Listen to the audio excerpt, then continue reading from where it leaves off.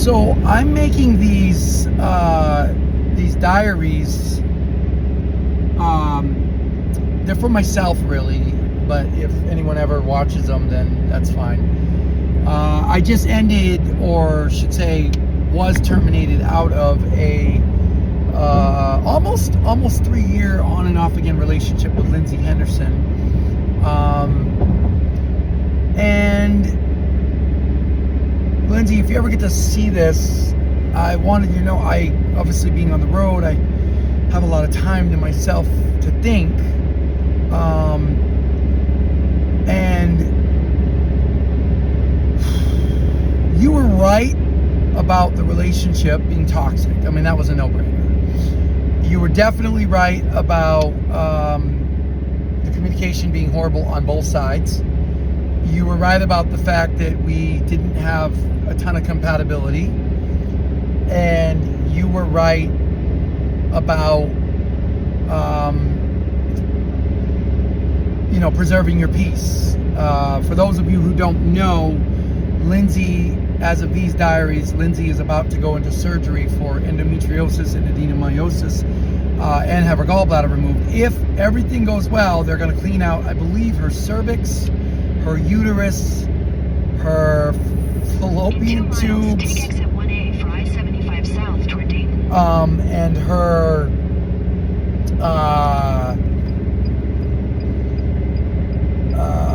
I think one ovary, and they might have to do a resection of her colon, or there's just so much that was going on there. Lindsay would of course be the better person to tell you about that, but she's not going to be speaking. So anyway,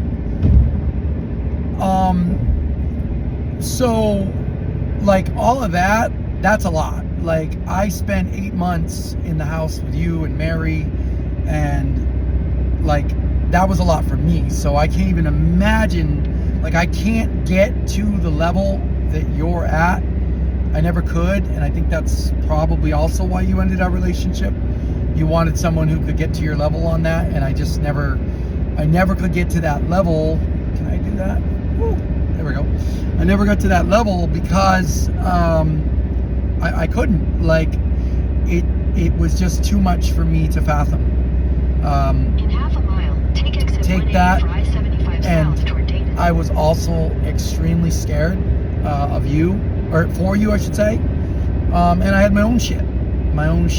I'm very independent. Don't really ask people like a lot of questions.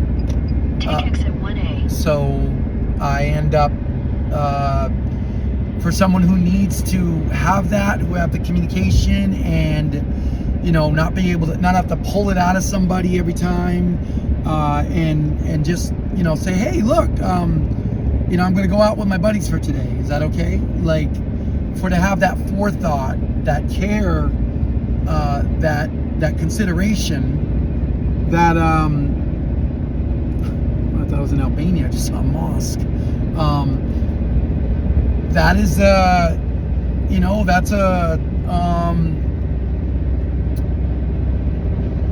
that's a big thing.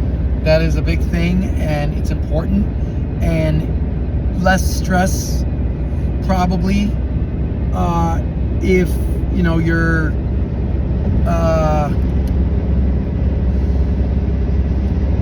if you don't have to worry about that. Like you said in one of the messages, I got better towards the end. I wasn't perfect. I was never going to be perfect. Like, after you broke it off with me, I spent like 2 days going through my phone, like silencing reminders to check on you, to make sure you were okay, to make sure that I said I love you. Things that what you told me that no other human being would ever have to do. Well, I don't believe that's true, but no normal human being. But Lindsay, we were never normal. And I was doing the lasting stuff, and I know that doesn't make sense to you. Eventually, I'm sure you'll either kick me off of it or disconnect the account, because you don't obviously want to be billed. Although I think you have like till next January before you're billed. So you got plenty of time to worry about that. And I was going through some of this stuff, on the communication and conflict. It was actually conflict.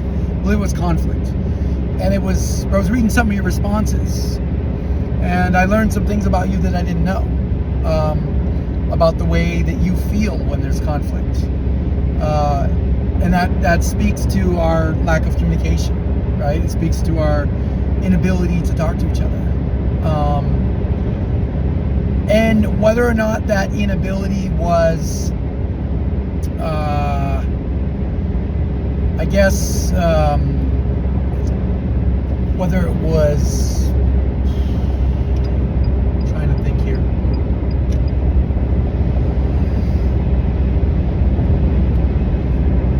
Whether it was on purpose, for maliciousness, or if it was just straight up, we just weren't paying attention because we had too much other stuff in our world. I don't know. I'm not really sure exactly, what that would have been. And looking back in retrospect, I don't know. But I will say this, some of it was definitely purposeful, and lack of care, lack of love, lack of, and I'm talking about my side, I'm not talking about yours. None of these journals or diaries will ever be about you blaming anything on you. It's about me taking ownership for what I did and trying to assess that in a way that I can live with. And one of the hardest things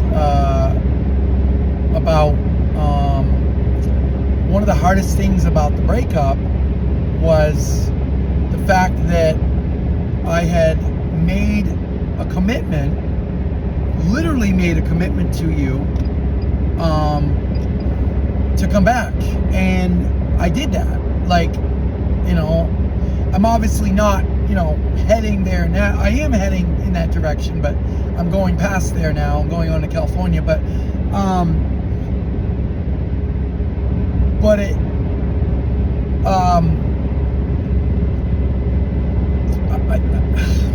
I don't want to blame you, but I want to go on the record as I just need this to be said to myself so I can hear it out loud, that although you didn't feel like you received the support and the love that you deserved, or that you should have had, I felt like I gave more than I was given credit for. If I look back since the time I've known you, and I look back at all the sacrifices and challenges that we went through, I gave up a lot. And I'm not looking for accolades. I'm obviously not going to get those from someone who doesn't speak to me anymore. But,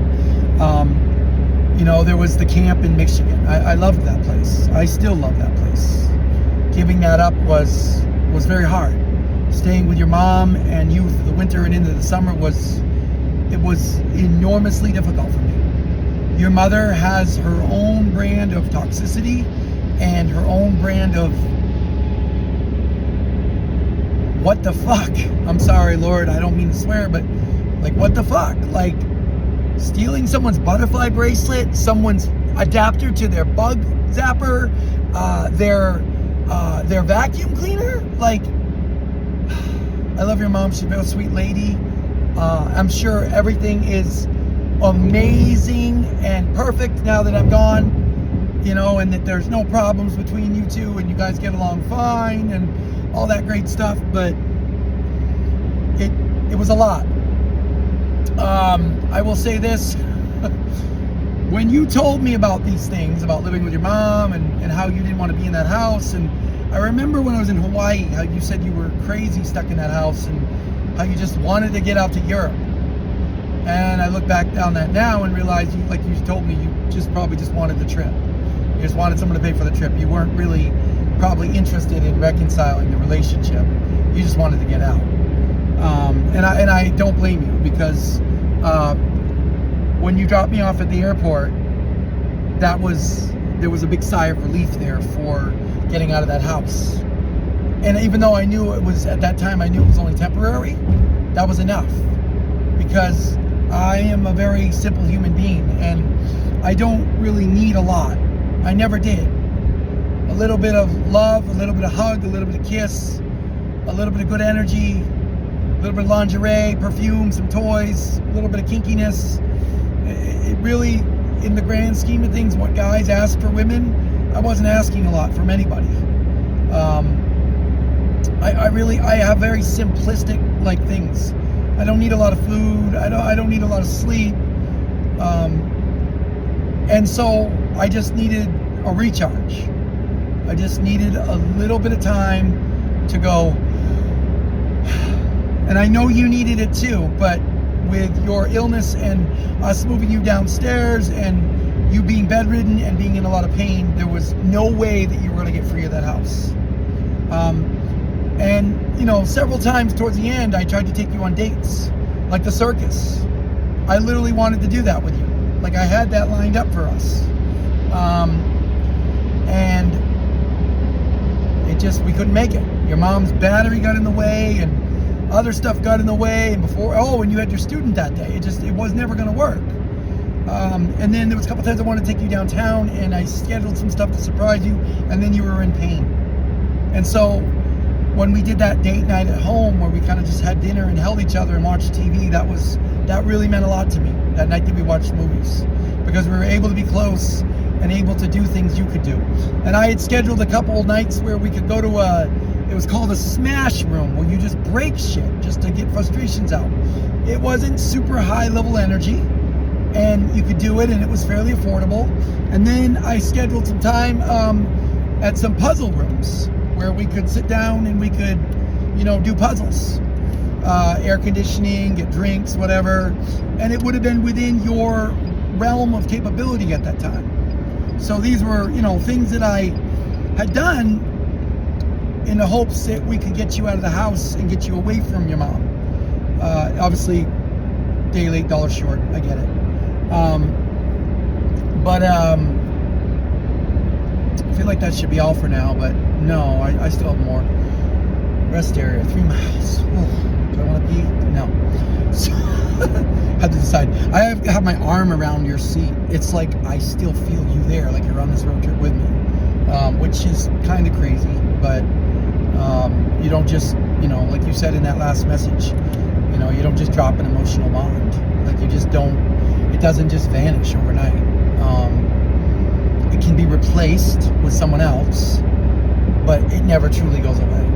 Like I told you about Charlie, you know, like, I'll always, like, there's no way, like, that will never be erased. It can be replaced, but it's always going to exist in my heart, just like you will always be in my heart as well. We almost made it 3 years. A couple days ago, my Facebook was coming up with the August dismissals, when we took you to the airport and you didn't say goodbye, and, you know, you were kissing me, but you didn't say I love you, and we thought that was the end. And then September, after the car broke down, here we were again taking a crazy road trip, and then we were in Michigan again. Michigan is probably not going to be my home anymore, and you're going to find it kind of stupid when you hear about this. I'll probably do one more winter there. I don't know what's going to happen in California, but if I don't stay in California, I will probably stay there for the winter. You're going to laugh when you hear this, but I can't do Michigan because you were there. Like, I'm sure I could visit places we've been, but I can't live there. Like I told Will the other day, we were at the Midland Trails. I'm like, Lindsay rode these trails. Like, you know, we were at the fair. Like, you went to the fair with me. Like, you lived on the campground. You looked up at the stars with me. Like, I've never been really good about staying in the area where somebody who broke my heart was. It's just better to go to a new place. And so there's a lot of opportunities that are opening up now that I've been climbing and rappelling. We're not going to go into those job offers, but anyway, needless to say, this might very well be my last winter in Michigan before I sell my stuff and just go somewhere else. And maybe I'll never make more. I thought about that in the end, that when I thought about you and Jared reuniting and talking, that, he still had his hands on a lot of money, and how you probably considered that. Here's Jared, he's talking to you, he's interested in you, he's paying attention to you, he's giving you emotional support in your hard time, and his mom's still taking care of his, his money. And so how easy would it be for you to just heal your stitches and zip on out to, San Diego, where you wanted to live anyway, your mom said. Anyway, that's not my business, but it was very convenient in the end. But it is what it is. So, but yeah, so this winter will probably be my last permanent winter in Michigan. The Barkeys have invited me to do a job there for the winter, to give me a chance to squirrel away some cash, and then see what the spring holds for me. That's provided I come back from California. California is a long way from Michigan, especially in a Sonic. So, but if the Sonic breaks down, there's always a plane ticket. So, I'm sure you probably have stopped watching this a long time ago, so it's more for me now. But yeah, my social skills suck. My friendship skills suck. I have lots of negativity. Up until taking my meds, my Seroquel, my bipolar was a wreck. I had moods. I had days I'd be depressed. You would put your arm around me and I would tell you to get away from me. And so I'm going to wrap this up, and try to wrap it up in 20 minutes with some very sincere apologies here. I'm sorry they're not in person. It's not something that can happen now, obviously. I know that when I eventually reach Arizona, I will likely meet your mom somewhere and get my stuff, and probably never even see you face to face. And I'm sure that's what you want, and I can respect that.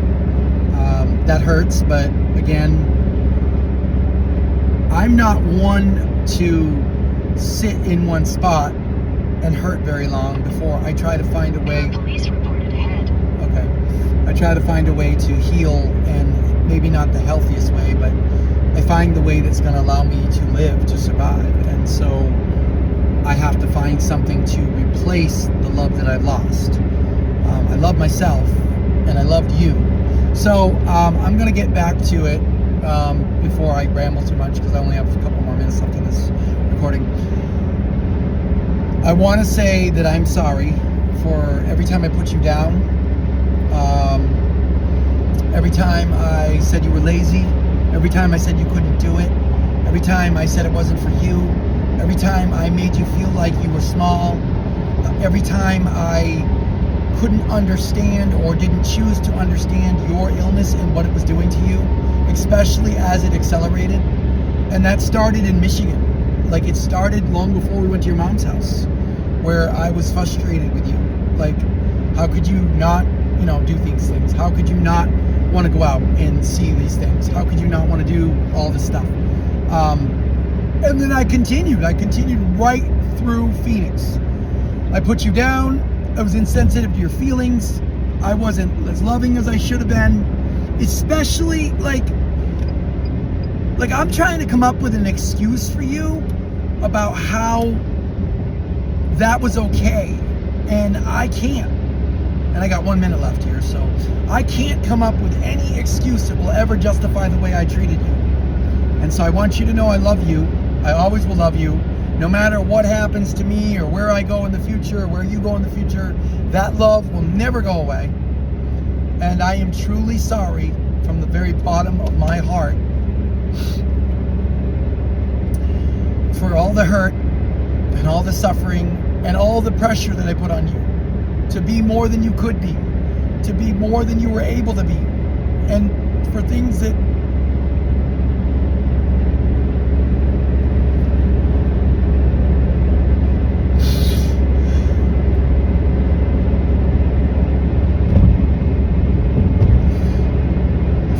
were your fault, for things that were your fault.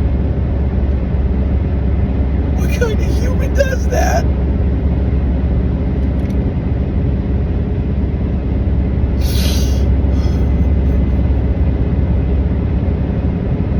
What kind of human? What kind of humans? I'm so sorry. I should never have hurt you. I'm sorry. I gotta go.